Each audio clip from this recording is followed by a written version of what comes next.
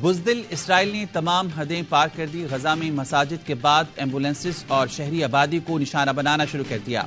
غزہ اور مغربی کنارے میں اسرائیلی حملوں سے شہید فلسطینیوں کی تعداد 704 ہو گئی۔ 140 بچے اور 100 سے زائد خواتین شامل۔ زخمی فلسطینیوں کی تعداد 3800 سے تجاوز کر گئی۔ صہیونی فوج نے مریضوں کو لے جاتی ایمبولینسز پر میزائل مارا۔ شہری علاقوں میں گھروں پر بمباری، عمارتیں ملبے کا ڈھیر بن گئی۔ غزہ کے اسپتال زخمیوں سے بھر گئے۔ اسرائیلی فوج نے رہائشی علاقوں میں گھس کر درجنوں فلسطینیوں کو گرفتار کر لیا۔ ہزاروں فلسطینیوں نے اقوام متحدہ کی اسکولوں میں پناہ لے لی۔ حماس کے ترجمان نے اسرائیلی وزیراعظم کو خبردار کر دیا، کہا نتن یاہو کی ایک غلطی اسرائیلیوں کو ان کی زندگیوں سے محروم کر دے گی۔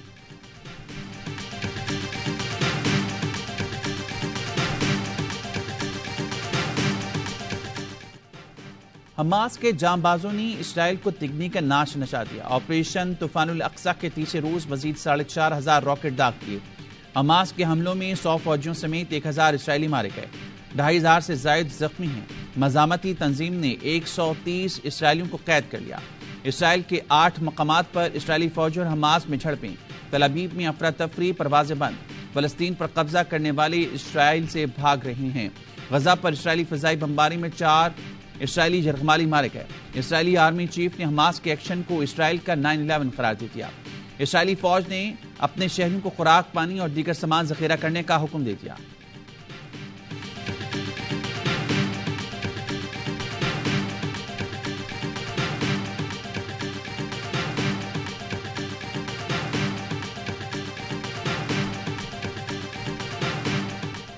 حماس نے خود سے کئی گنا طاقتور دشمن کو اتنا نقصان کیسے پہنچا دیا؟ امریکی میڈیا اور تجزیہ کار حیران۔ بیروت اور بیت المقدس میں نیو یارک ٹائمز کے بیورو چیف ٹام فریڈمین نے کہا اسرائیل نے اربوں روپے کی مالیت سے حفاظتی دیوار بنائی جسے حماس نے بلڈوزر سے اکھاڑ پھینکا۔ یہ ایک بہت بڑا سوال ہے۔ عسکری امور کے ماہر سیڈوک لیٹن نے کہا اسرائیلی انٹیلیجنس پوری طرح ناکام تھی۔ حماس کے راکٹ حملوں پر اسرائیلی حیران رہ گئے۔ اسرائیل نے غزہ میں ٹیکنالوجی کی مدد سے نگرانی کا جال بچھا رکھا تھا۔ حماس نے ٹیکنالوجی کو فیل کر دیا۔ ماہرین کا کہنا ہے یرغمال اسرائیلیوں کی وجہ سے اسرائیل بھرپور حملہ نہیں کر سکے گا۔ حماس اسرائیل جنگ رکوانے کے لیے طیب اردوغان متحرک ترک صدر کے اسرائیل اور فلسطینی صدور سے رابطے۔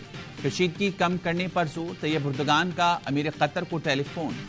جنگ کی تازہ صورتحال پر بات چیت، امیر قطر سے کردار ادا کرنے کی اپیل۔ ترک صدر کے لبنان اور ملائیشیا کے وزیراعظم سے بھی رابطے۔ فلسطین اسرائیل کشیدگی کم کرنے کے لیے اقدامات پر تبادلہ خیال۔ اقوام متحدہ کا اسرائیل اور حماس سے حملے بند کرنے کا مطالبہ۔ سیکرٹری جنرل نے کہا غزہ میں پہلے صورتحال تشویشناک تھی، بجلی، پانی اور خوراک کی بندش سے المیہ جنم لے گا۔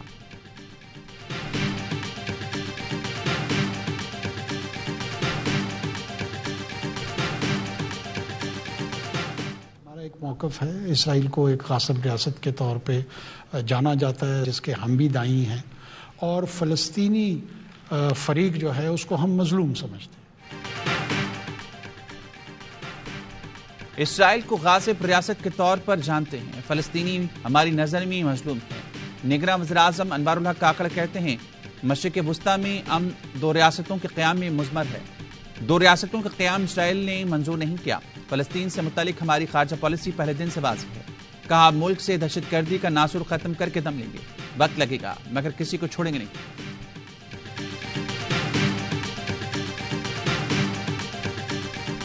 کچھ ممالک نے بڑا اچھا سٹینڈ دیا ہے، سعودی عربیہ میں قطر بھی ہے، ترکی بھی ہے، عراق اور ایران اور یہ ممالک ہیں، انہوں نے بڑے کھل کے کہا ہے ظالم کون ہے اور مظلوم کون ہے۔ پاکستان کو بھی ذرا زیادہ دبنگ بیان دینا چاہیے تھا۔ کچھ ممالک نے بڑا اچھا سٹینڈ لیا، انہوں نے کھل کر کہا کہ ظالم کون مظلوم کون۔ پاکستان کو بھی دبنگ بیان دینا چاہیے تھا۔ مشاہد حسین سعید کہتے ہیں ہمارا موقف بڑا کمزور آیا، ڈر کے ہم نے یہ نہیں کہا اسرائیل مقبوضہ علاقہ ہے۔ اسرائیل کا جو قبضہ فلسطین پر، ہندوستان کا کشمیر پر ہے۔ مودی اور نتن یاہو فرسٹ کزن ہیں، یہ غاصب، فاشسٹ اور اسلام دشمن ہیں۔ یہ دونوں اقوام متحدہ کی قراردادوں کے منافی کام کر رہی ہیں۔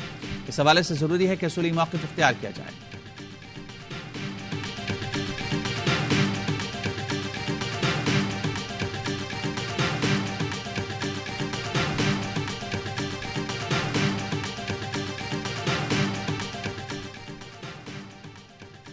سیکیورٹی فورسز کا یوب کے علاقے میں انٹیلیجنس بیس آپریشن، دہشت گردوں سے فائرنگ کے تبادلے میں پاک فوج کے میجر سید علی رضا شاہ اور حوالدار نثار احمد وطن کی آن پر قربان، بہادری سے لڑتے ہوئے شہید ہو گئے۔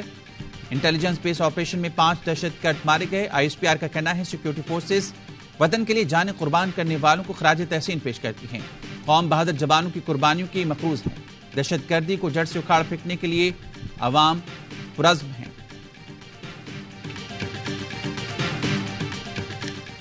Supreme Court may make rules regulating the practice and procedure of the court subject to the Constitution and the law, which means Supreme Court can make rules, whatever rule it wants to make, but it can't go beyond the Constitution or any law which already exists. اگر پارلیمان کے لیے supreme court کے ہر معاملے میں مداخلت کا دروازہ کھول دیا گیا تو اس کا کوئی اختتام نہیں ہوگا۔ ایک سپریم کورٹ کو ڈکٹیشن دے رہا ہے۔ سپریم کورٹ کو ڈکٹیٹ کرنا کہ کارروائی کیسے چلاؤ، یہ مداخلت نہیں تو کیا ہے؟ جسٹس اعجاز الحسن کے پریکٹس اینڈ پروسیجر ایکٹ کے خلاف کیس میں نماز۔ جسٹس اطہر من اللہ نے کہا اگر پارلیمنٹ قانون سازی کی مجاز ہے تو پھر اسے ڈکٹیشن نہ کہیں۔ چیف جسٹس نے کہا ایکٹ کے ذریعے چیف جسٹس کے ساتھ 2 کو پائلٹ بھی لگائے گئے ہیں، ہم اپنے سائے اور کو پائلٹ سے گھبراتے کیوں ہیں؟ سوال یہی ہے پارلیمنٹ اس قانون سازی کی مجاز ہے یا نہیں؟ ہمیں پارلیمان کی تاریخ سامنے رکھنی چاہیے۔ یہ نمبر گیم کا معاملہ ہے، ایک شخص آتا ہے اور پارلیمنٹ کو ربر اسٹیمپ کر دیتا ہے۔ ہزاروں کیسز میں 184(3) کے اختیار کا استعمال کیا گیا۔ اگر سپریم کورٹ کے ایک چیف جسٹس نے غلط کیا تو پارلیمان کو یہ تو غلطی نہیں کرنی چاہیے۔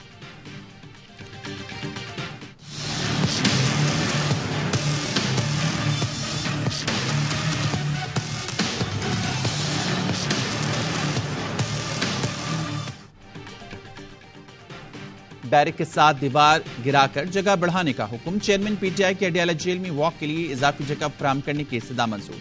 سیفر کیس میں جج ابو الحسنات نے چیئرمین پی ٹی آئی اور شاہ محمود قریشی کے کمروں کا سرپرائز وزٹ کیا اور کمروں کو چیک کر کے ڈائریکشن بھی دی۔ دوران سماعت چیئرمین پی ٹی آئی نے کہا کسی سہولت کا مطالبہ نہیں کر رہا، جیل مینول کے مطابق سہولتیں دی جائیں، ورزش اور چہل قدمی کی اجازت دی جائے۔ چیئرمین پی ٹی آئی اور شاہ محمود پر فرد جرم 17 اکتوبر کو عائد ہوگی۔ وکلا کو چلان کی نقل فراہم کر دی گئی۔ اسلام آباد ہائی کورٹ میں سیفر کیس میں چیئرمین پی ٹی آئی کی درخواست ضمانت پر سماعت جمعرات تک ملتوی۔ وکیل سلمان صفدر نے کہا سیاسی انتقام کا نشانہ بنایا جا رہا ہے، مخالفین کی ایما پر مقدمات کیے گئے۔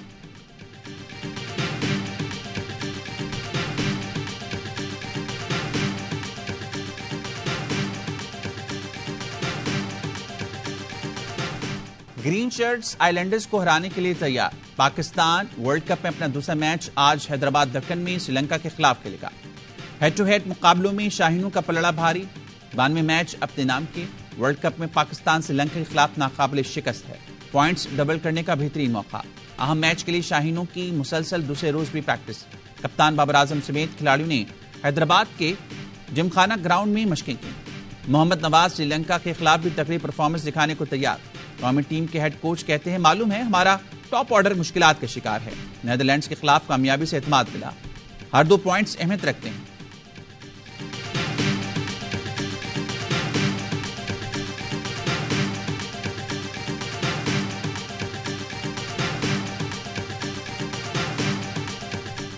تھریٹ بھی جیسے لوگ میل سے کچھ آ رہی ہیں، اس کے لیے احمد آباد پولیس طرف سے کافی تیاریاں کر لی گئی ہیں۔ 7000 سے اوپر پولیس فورس ہم یوز کر رہے ہیں۔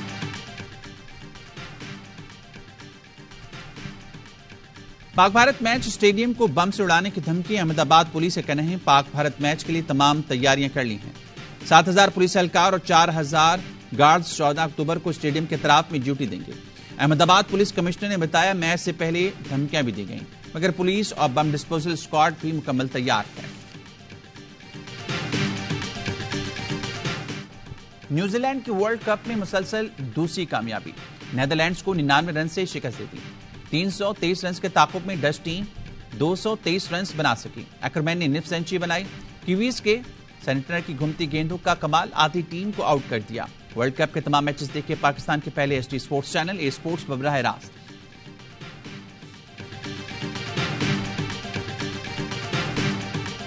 आईसीसी डमी है, बीसीसीआई बहुत स्ट्रांग बोर्ड है। जय शाह साहब जो है उन्हें तो उनके मोहल्ले वाले भी नहीं जानते। ज़ैनब अब्बास का जी उसका भी अफसोस है, as a cricketer, as a Pakistani, ऐसा होना नहीं चाहिए।